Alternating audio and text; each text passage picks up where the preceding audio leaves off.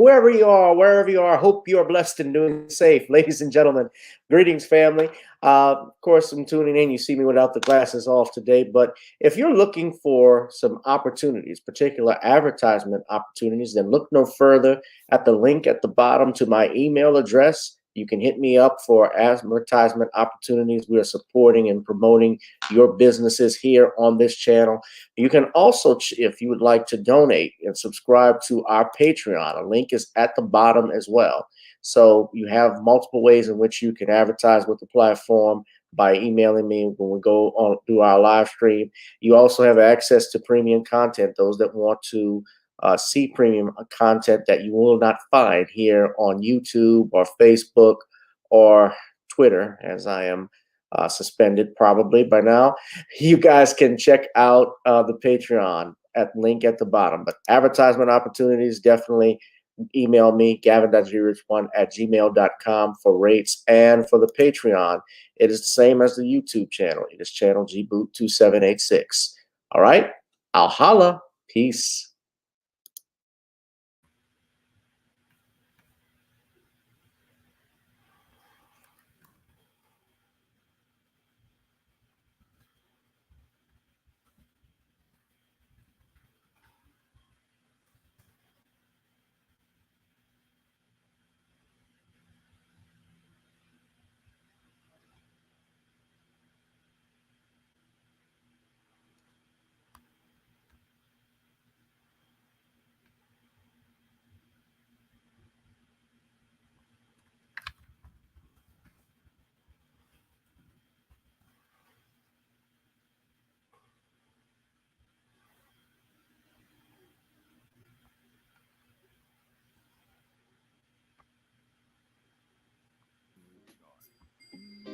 Check out my latest book, The Commonwealth of Pennsylvania versus William H. Cosby Jr., The Destruction of Due Process in America. For approximately 2 years now, I have gone on a painstaking quest to investigate the rise and fall of an American icon, Bill Cosby. In the mid-1980s, there was not a star that was higher than Cosby. Advertisements with Coca-Cola, Jello, Kodak, along with the #1 television show for 5 straight years in a row. On Thursday nights, it was must-see TV on NBC. Cosby resurrected the genre of the traditional family sitcom that was once thought dead by television critics. He did this as a Black American with an all-Black cast and showed mainstream network executives in white America that it was possible to be successful without showing the worst in people. He also demonstrated the power that television had, as it can make younger people dream to be the best that they can be. However, like many celebrity stars, unfortunately, they all come crashing down, sometimes by their own fault, others not so much. In this book, I attempted to highlight certain things. We go in depth into both of his trials in 2017 and 2018, respectively. What if I told you that these criminal trials were politically motivated by an overzealous district attorney? Will you also be shocked to learn the attacks on Mr. Cosby did not start in 2014, but also in the 90s, not long after his attempted quest to purchase a major network? From where did all of these allegations of sexual misconduct come from? Were the accusers telling the truth? In the 2 years of research, with some help from others interested in learning the truth and facts about this case, we discussed both the legal reasons why his prosecution and trial were illegal, unwarranted, and also the possible personal motives as to why this may have occurred. Most importantly, we warn about the dangers of prejudice and why trial by social media, or mainstream media rather, should never be the norm. All this and more in The Commonwealth of Pennsylvania versus William H. Cosby Jr., The Destruction of Due Process in America. Available on Amazon this fall in Kindle and paperback format.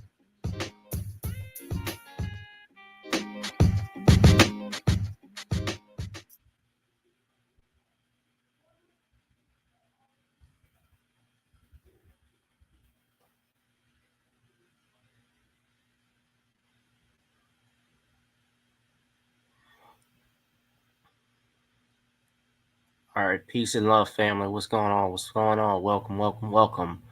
It is another exciting edition of Random Topic Sundays here on channel GBoo 2786.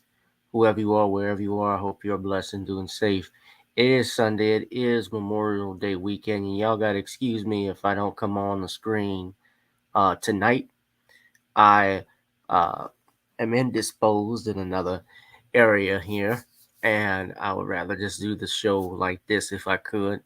For those of you that are listening, tuning in, I know we're starting a little late. We had some people coming in, some of y'all getting y'all barbecue on, getting ready for tomorrow. We want to say Happy Memorial Day to all, and especially to our veterans, those that have served this country honorably, those that have paid the ultimate sacrifice. We thank you for your service. Uh, Now, I'm coming on here, especially on Memorial Day weekend. Many of you may or may not know this, but Memorial Day, well, first off, before we get started and celebrate Memorial Day and giving you my first topic, which involves Memorial Day, I would like all that are listening to hit that like, share, and subscribe button. Also, I would ask if you can, as you saw, you can purchase The Commonwealth of Pennsylvania versus William H. Cosby on Amazon Kindle. I'd ask if you go to NarnisCreoleBlends.com and get you some Creole seasoning. Try it on chicken, meat, or fish. Narnis goes great with every dish. And support us support this channel as it's not monetized by going to the Cash App, PayPal, or Zelle, or Venmo if you'd like to contribute. Now, the best thing you can do, though, for those who are on this channel, who are my subscribers, is to share this channel and share alike.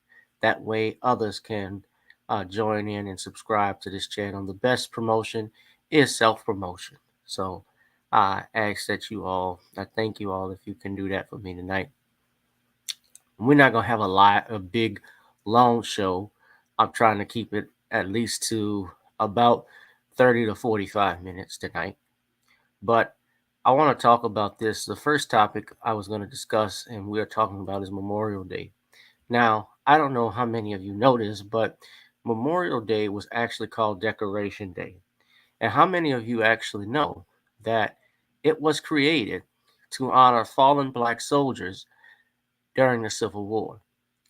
Or as they say, the colored troops. Now, this picture you see, these are some black soldiers uh, who were standing for their fallen comrades for the Normandy invasion, where they fired a volley in their honor on Memorial Day, and this was held on June 13, 1945.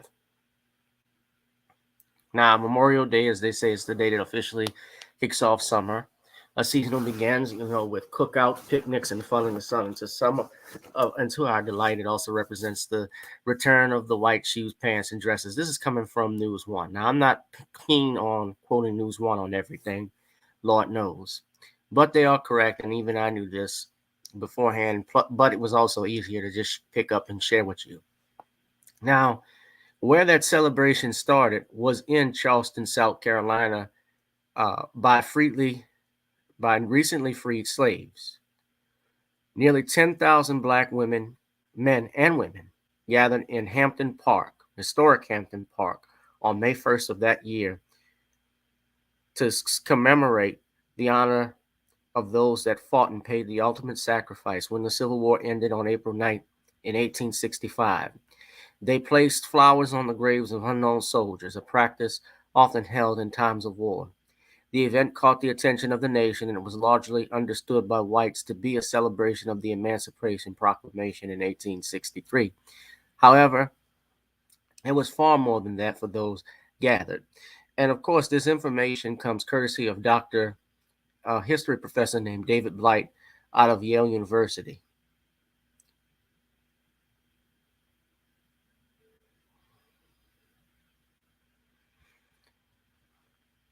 Let's say that the town was a Confederate stronghold, and over 250 soldiers died as prisoners there as Union forces began to overtake the region. The Confederate soldiers buried the dead in unmarked graves and fled in fear. The freed blacks who came to the Decoration Day event viewed these soldiers as martyrs and died selflessly for their freedom. While there were black soldiers in the Union Army, the celebration was in honor of all who fought for the winning side.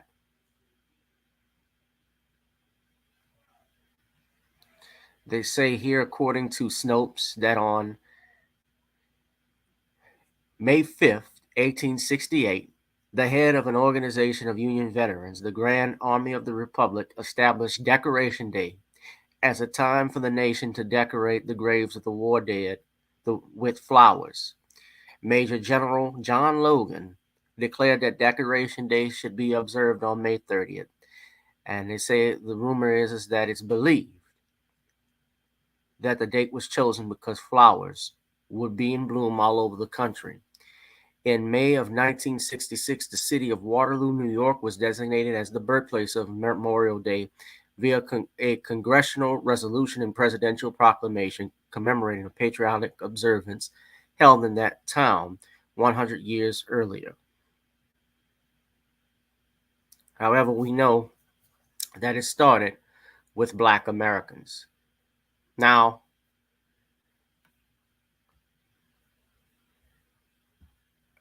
I want to say this. How many of you, a couple years ago, I played this video. This is true about black soldiers and the role that we've played in this country. And I talk all the time about my grandparents' service, my uncles, great uncles who have served in this country in the Air Force, the Army, or the Army Air Corps that was called during World War II, the Marines, the Navy, so forth, cousins.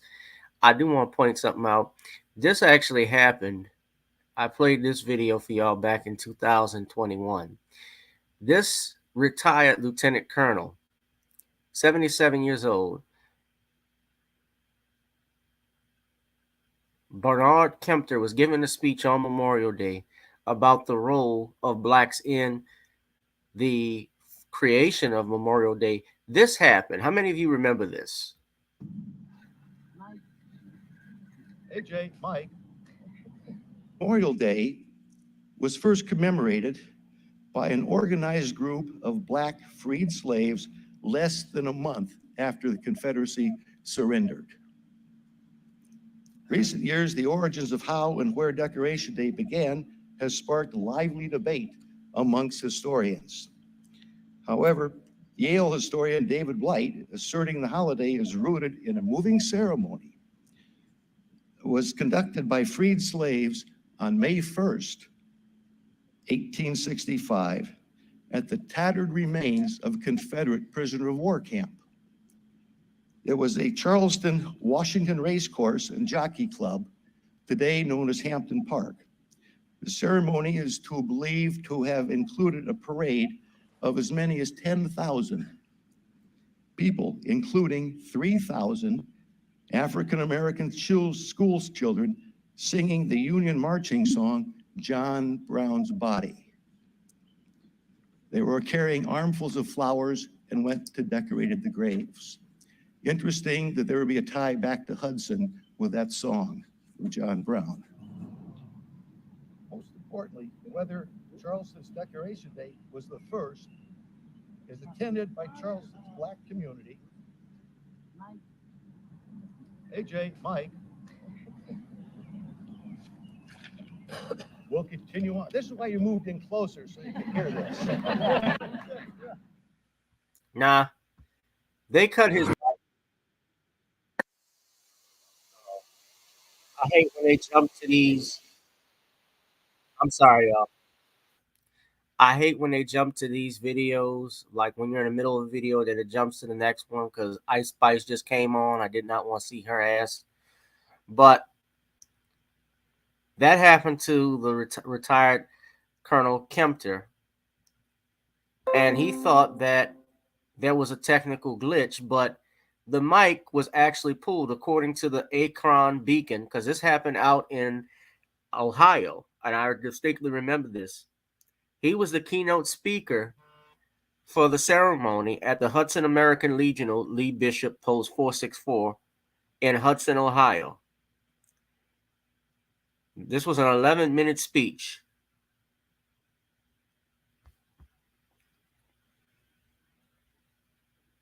Now he continued on, but what happened was Cindy Suhan, who was the president of the Hudson American Legion Auxiliary, had asked him to modify his speech, and he didn't. But what was wrong with the speech that he gave?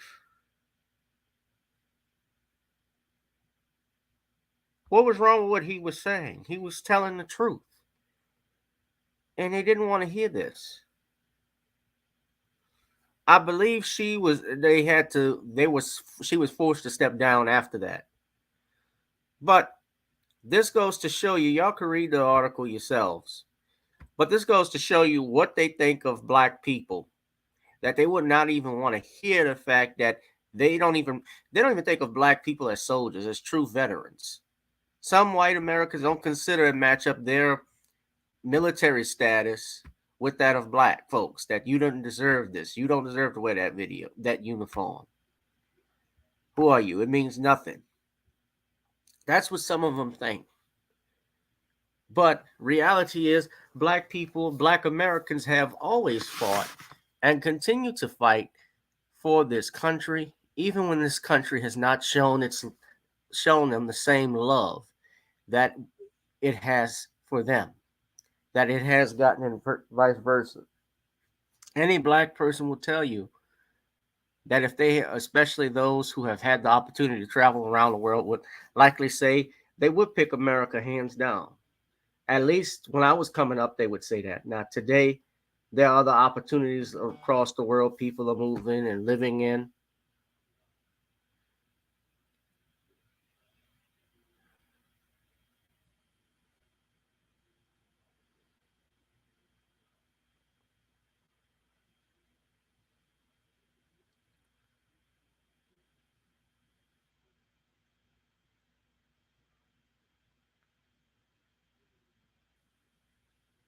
I'm sorry, y'all. I got a text message.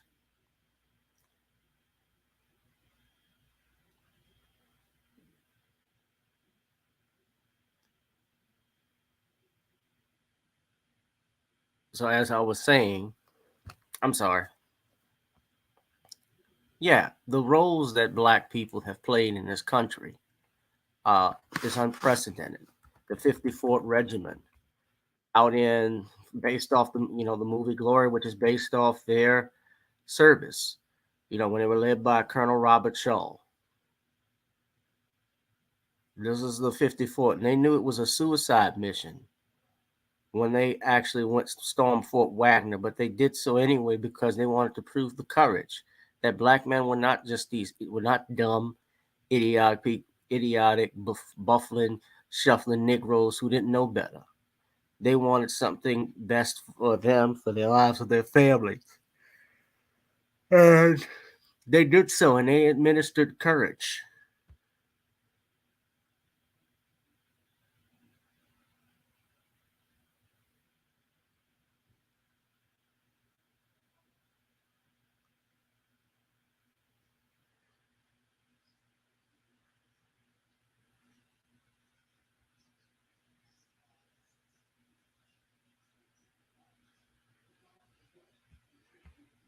So we take this day. I'm just reading. This is just uh, that's from the actual. That's a plaster model from the original memorial. But we take this day, ladies and gentlemen, to honor those that serve this country, those that have fallen, those that have given their lives uh, for it, even the ones that have not been found. We remember people like the Tuskegee Airmen. Also, we remember people like the Buffalo Soldiers. We remember men like Robert Smalls and Martin Delaney, Benjamin O. Davis, just a bunch of people I can think of.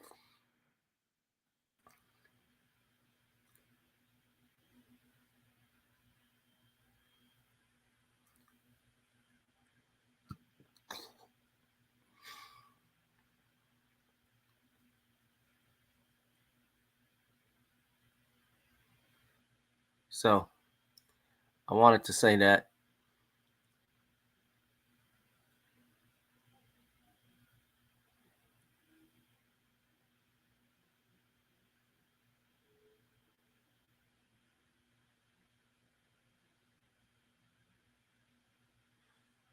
But thank you all those that have served.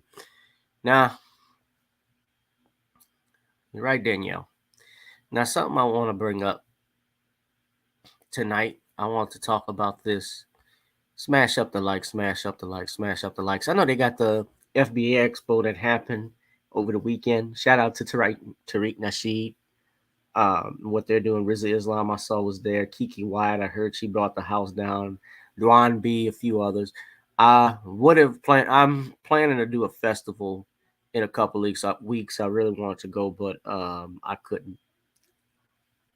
But I want to talk about this because Tariq Nasheed brought it to obviously to our attention when he tweeted about this, and we've seen the story about the CitiBike Karen. The person in the video is a woman by the name of, I want to pronounce her name correctly, Sarah Comine. I hope I got that right. Comiri, Sarah Comrie. And what has come out now, her attorney, I should say, has come out saying that she had a receipt for the bike. Now, those of you who may or may have not seen the video, it just so you know, and of course, this one is edited. I was trying to find an unedited version of it in a hurry. This one is courtesy of the New York Post, but it's edited, it's fair to say.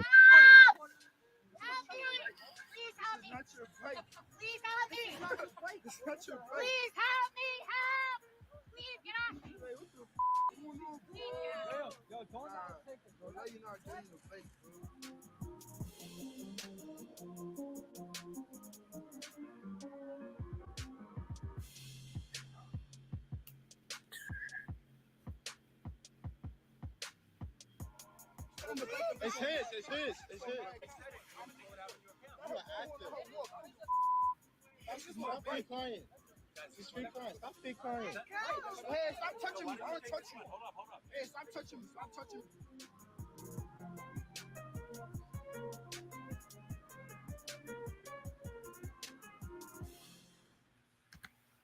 Now, that video is edited, but if you looked carefully, you saw that the woman was actually tried to take the young man's phone out of his hand.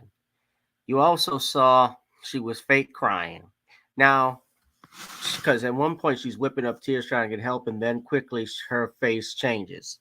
Now, what has come out is that her NBC New York had released a video statement from the police, not the police, the attorney, where he stated that she had a receipt showing uh, that she had a right to the bike and proof that she had it. However, I have some more questions and answers about that.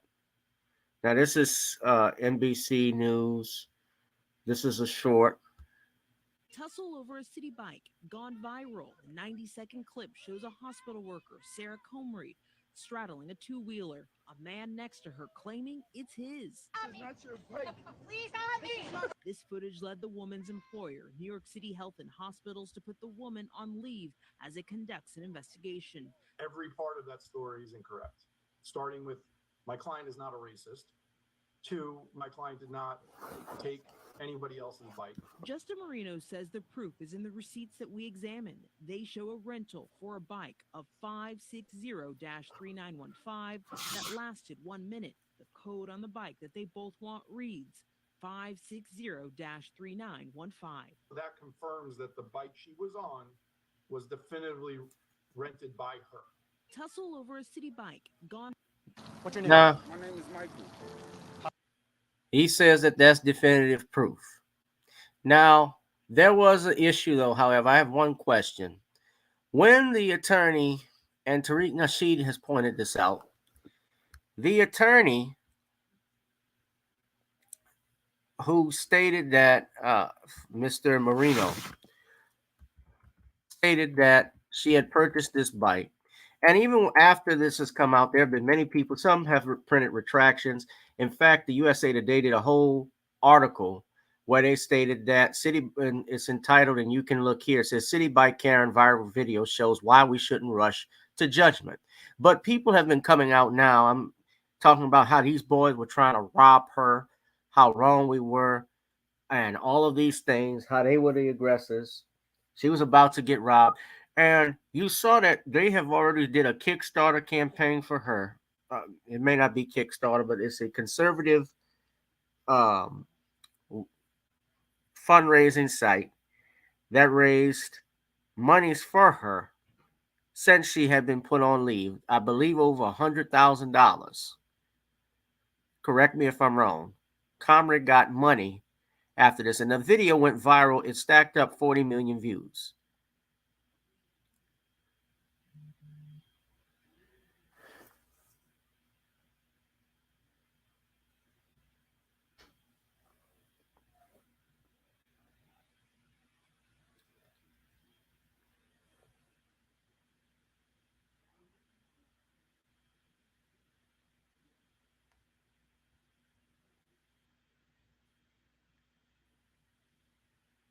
Because they confirmed that the receipt matched the rental code on the bike. Though the question I still have is,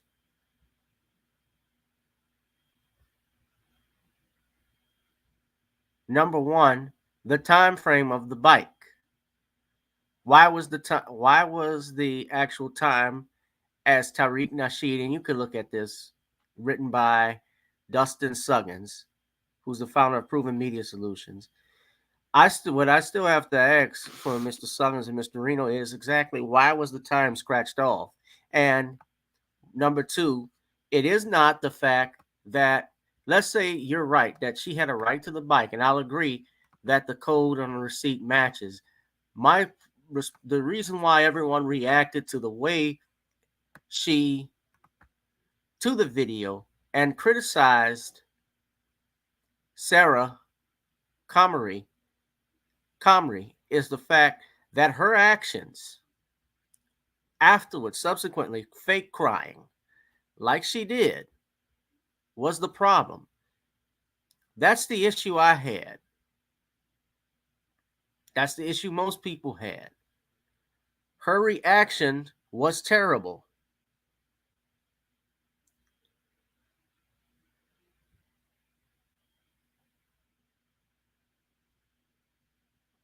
Now, I'm glad you brought that up, Danielle. I was going to get to that in a second. There is another video that is out. You can watch, I will play, where the sister of one of the young men, as well as the mother, have spoken out about this. About her brother trying to say that they were innocent. Now, Dr. Ritchie had to apologize, but then the mom spoke out and revealed some new details. I haven't seen this one.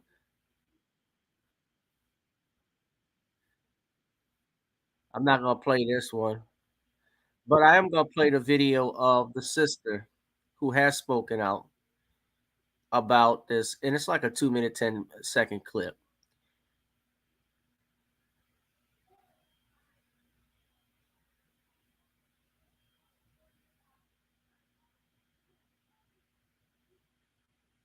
Because it's about protecting her.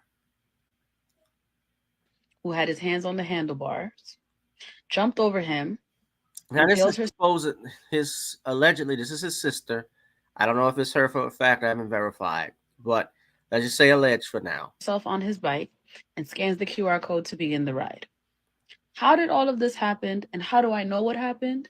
Because that young man is my little brother. Bike number 5603915 was in my brother's possession from St. Nicholas Ave and Manhattan Ave all the way to First Ave and East 30th Street from the hours of 6:33 p.m. to 7:19 p.m.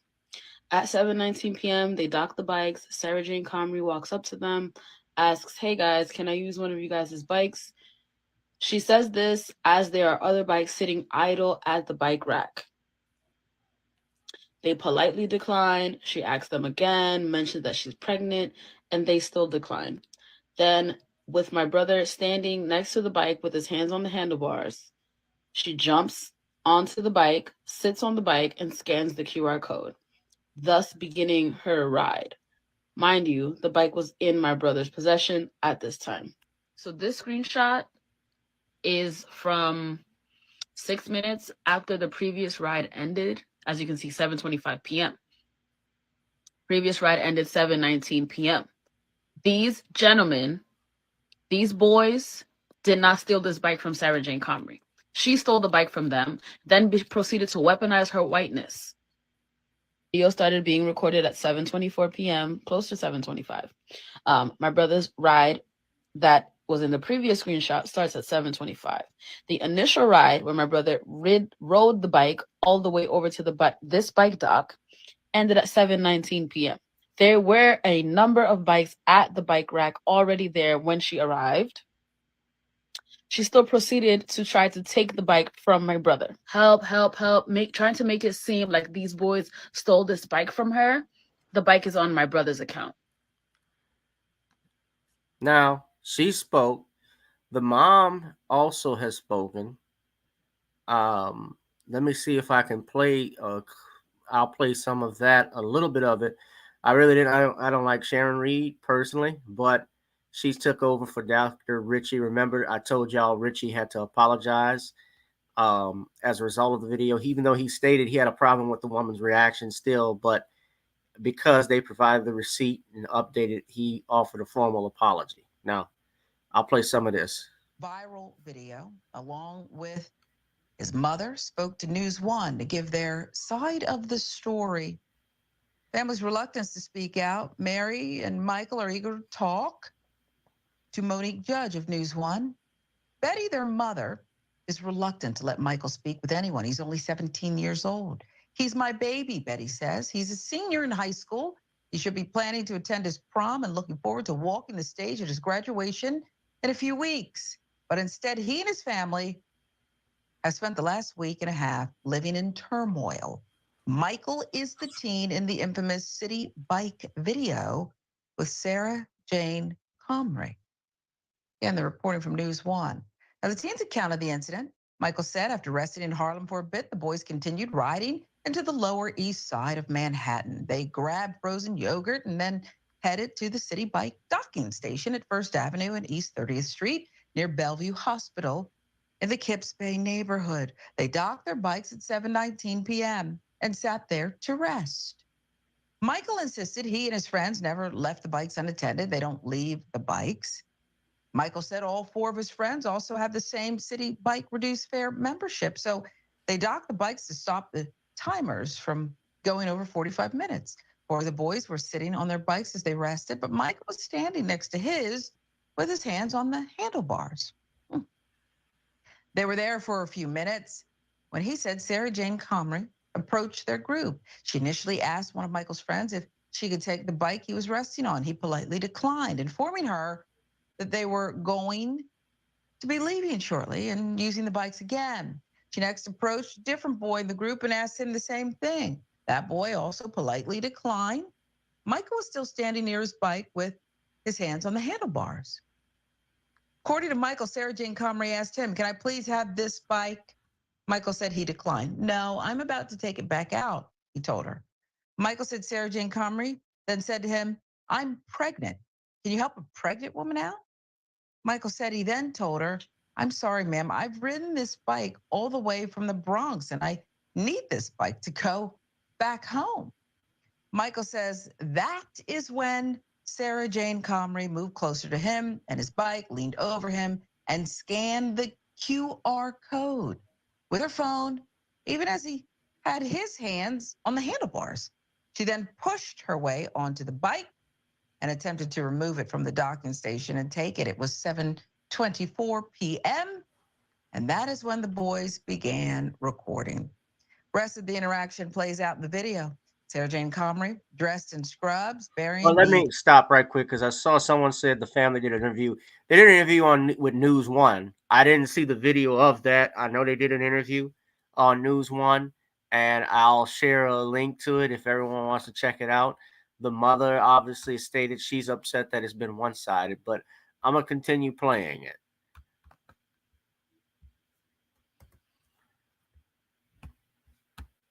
NYC Health Plus Hospital's logo, removed her work ID badge from her neck, placed it in her bag along with a brown paper bag she was holding, and began screaming for help.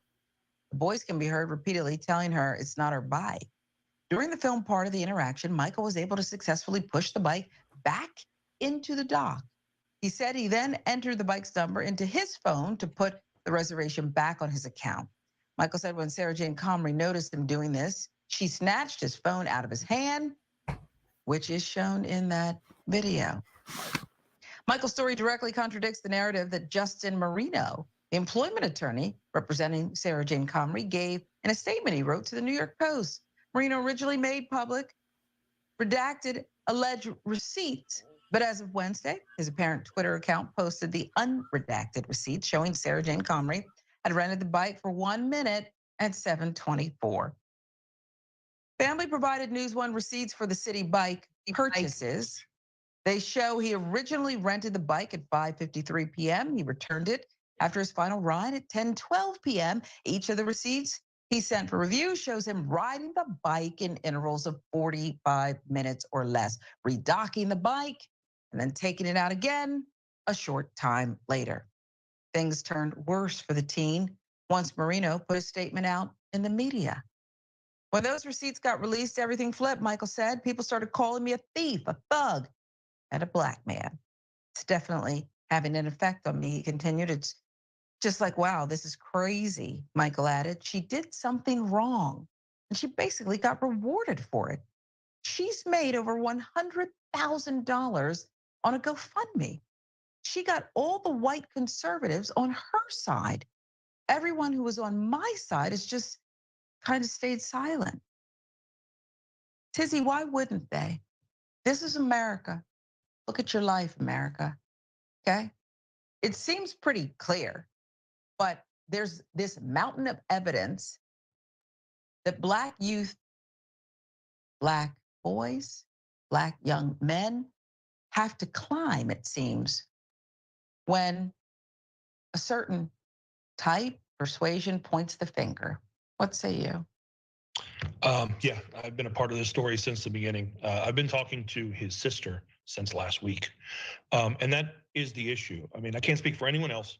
I can only say myself. I made a video initially about that video, and it had nothing to do with a stolen bike. I didn't care about a stolen bike. That was not what I saw that alarmed me. What I saw that alarmed me was the response to him, her screaming help like that, and pointing out, this is dangerous. This gets young Black men killed, a la Emmett Till.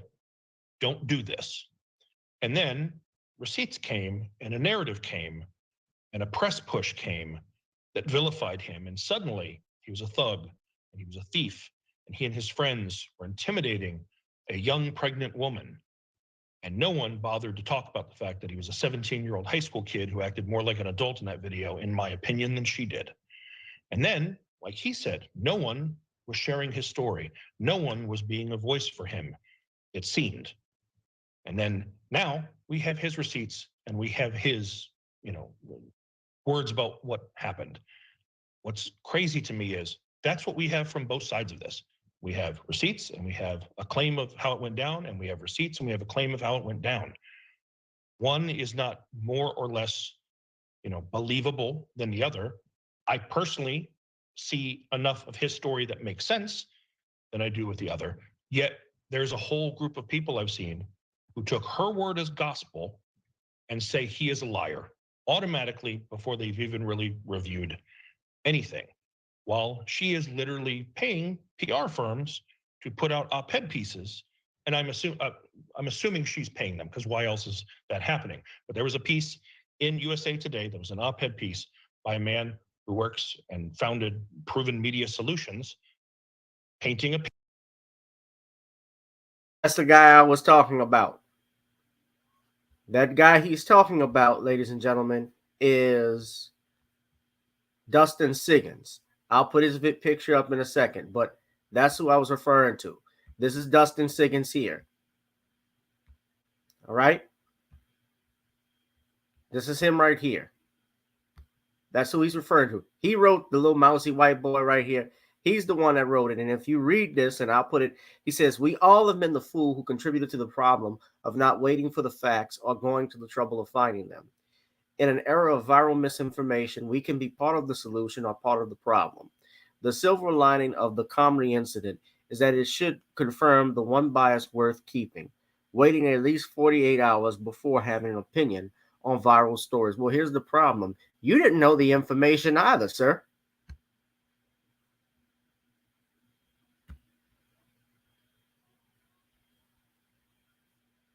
Who asked you to write this? They wrote this for USA Today.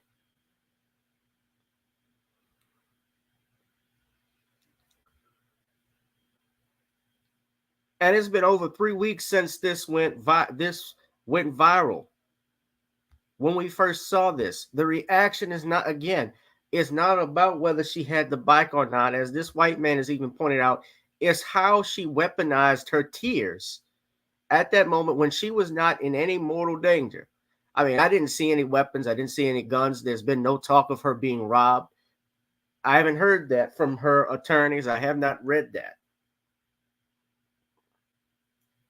She was crying one minute, and then a second later, the tears stopped. Picture that she has been vilified falsely, etc.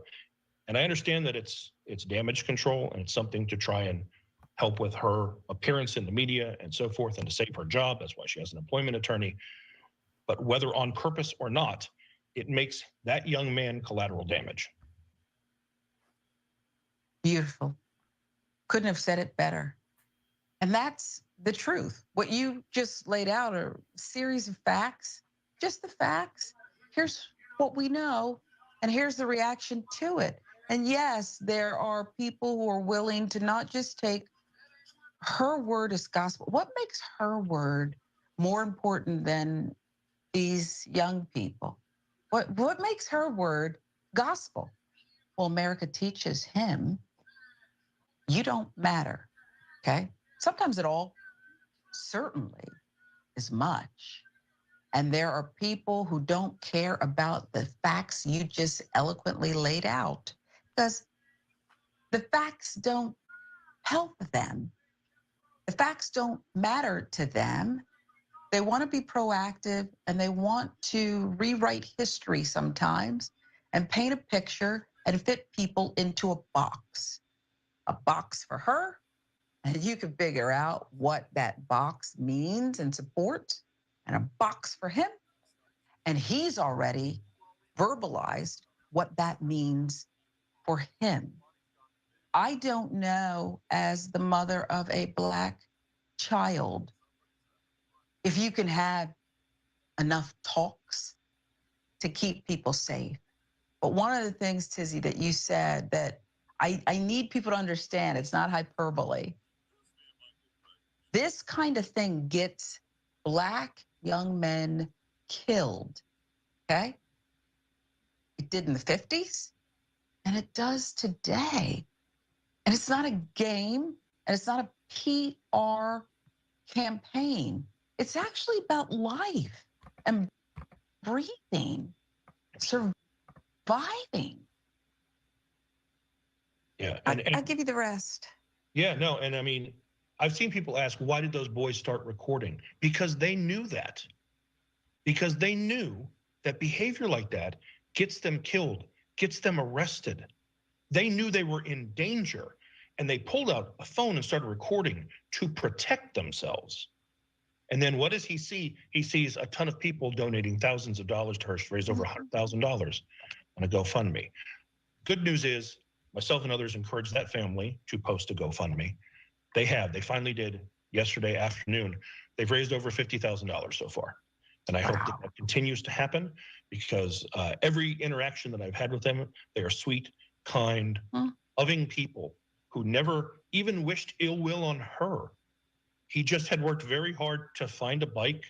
He had the bike, his hands were on the bike, and he needed to get home. He literally needed the bike. And then it turned into something else. What should have been a simple dispute or conversation or disagreement between two people turned into something much bigger, and then has been used to paint a picture of him as something else. And he's now has to defend himself for simply going out on a ride with his friends. All right. Well, that's most of what I want to play. Yeah, I didn't like Sharon Reed for some stuff when she was on that bootleg news channel that's now the Grio, and made some remarks about Cosby. But yeah, what they're saying though in this, though, I'll give the credit where credit is due, is 100% right. You absolutely have to record when stuff like this happens, because they knew a narrative would have been painted. Now, if there was no camera, just imagine what the story could have been, ladies and gentlemen. What if the police had been called? We'd be looking at a different situation. These boys would either be in jail, or I thought he was reaching for something. Now, I wasn't there. No, nobody was there. But the video and what we saw, and the issue that most people had, was her reaction was what was the issue. And the fact that the receipts, as was pointed out in this video, a couple of days later, were edited or blocked out with the time, like Tariq Nasheed pointed out a week ago. That's the issue. Before I wrap this up, ladies and gentlemen, I need you to please hit that like, share, and subscribe button. Donate. You can go to Kindle and purchase The Commonwealth of Pennsylvania versus William H. Cosby on Kindle. And also, you can purchase some Noni's Creole blends. Try it on chicken, meat, or fish. Noni's goes great with every dish. We're going to wrap this up, ladies and gentlemen. I want y'all to please enjoy Memorial Day. I know I will, with my family and friends. And I want you all to be safe, be blessed, ladies and gentlemen. Thank you to Danielle. Thank you to Lamiko. We got Kid Gravity. Hadn't seen you in a while, brothers. Good to see you.